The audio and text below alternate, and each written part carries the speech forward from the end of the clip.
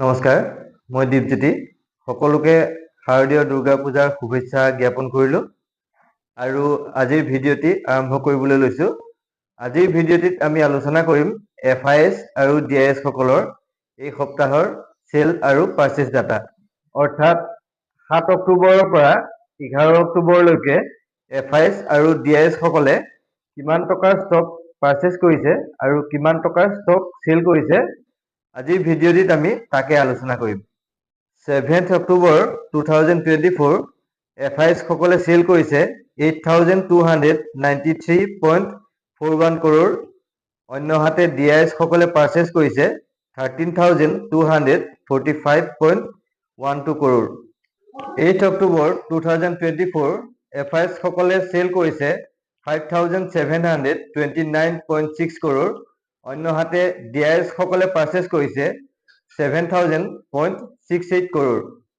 9 October 2024 FIS সকলে cell কৰিছে 4,562.71 কৰোৰ, অন্যহাতে DIS সকলে পাৰ্চেজ কৰিছে 3,508.61 কৰোৰ। 10 অক্টোবৰ 2024 FIS সকলে চেল কৰিছে 4,926.61 কৰোৰ, অন্যহাতে DIS সকলে পাৰ্চেজ কৰিছে 3,873.33 কৰোৰ। 11 অক্টোবৰ 2024 FIS সকলে চেল কৰিছে 4,162.66 কৰোৰ, অন্যহাতে DIS সকলে পাৰ্চেজ কৰিছে 3,730.87 কৰোৰ। এই সপ্তাহত FIS সকলে টোটেল চেল কৰিছে 27,674.99 কৰোৰ, অন্যহাতে DIS সকলে পাৰ্চেজ কৰিছে 31,358.61 কৰোৰ।